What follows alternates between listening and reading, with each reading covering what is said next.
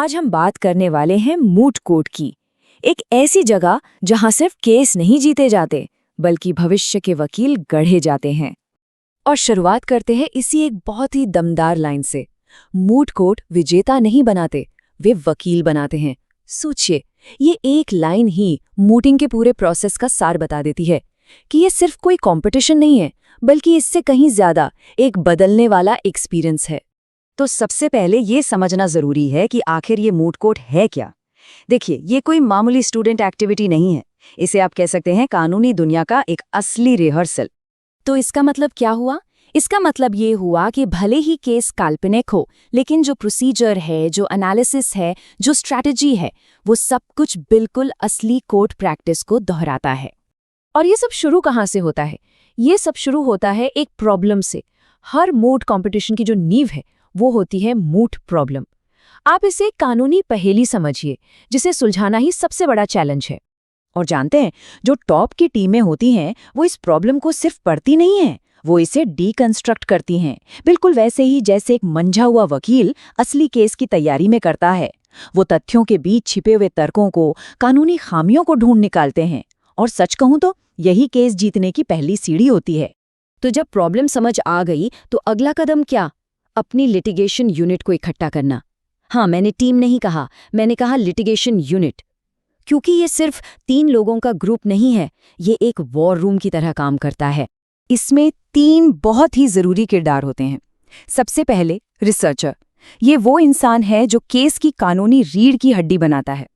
फिर आता है लीड काउंसिल यानी स्पीकर 1, जो उस नींव पर केस को खड़ा करता है, कोर्ट में ओपनिंग करता है। और फिर है को काउंसिल या स्पीकर 2।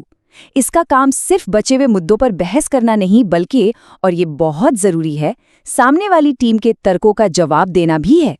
और यहीं पर असली स्ट्रैटेजी सामने आती है। ये जो रोल्स का बंटवारा है ना, यही किसी भी टीम का पहला और सबसे जरूरी रणनीतिक फैसला होता है।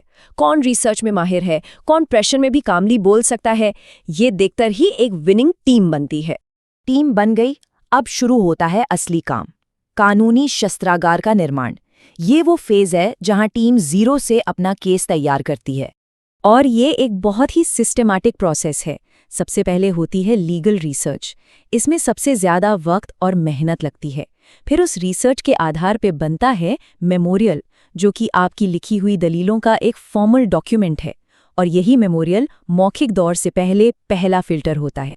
एक बात साफ समझ लीजिए, ये सिर्फ लिखना नहीं है, ये है लीगल इंजीनियरिंग। एक एक शब्द, एक एक दलील, सब कुछ बहुत सोच समझकर एक रणनीति के तहत लिखा जाता है। और इस पूरी इंजीनियरिंग का आधार क्या है? वो है रिसर्चर की टूलकिट।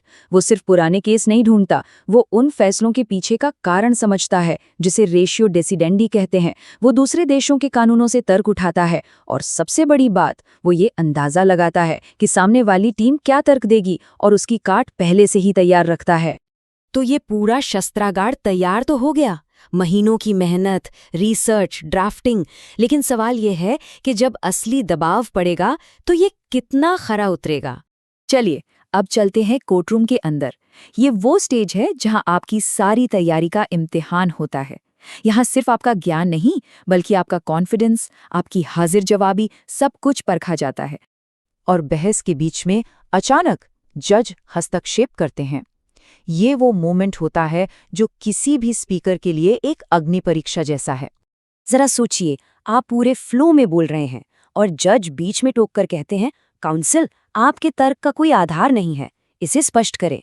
उफ, इसी एक सवाल में आपकी पूरी तैयारी की परीक्षा हो जाती है।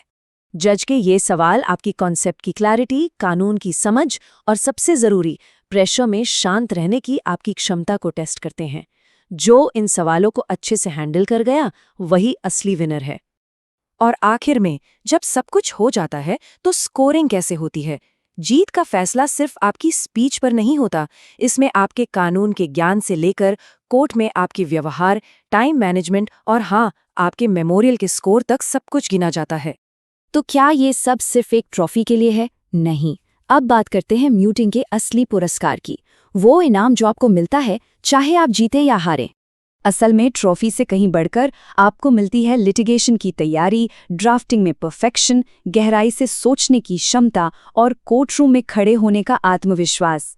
ये वो स्किल्स हैं जो आपको एक स्टूडेंट से एक प्रैक्टिस रेडी लीगल एसेट में बदल देती हैं। मतलब आप एक ऐसे पेशेवर बन जाते हैं जो कानूनी दुनिया की चुनौतियों के लिए तैयार हैं।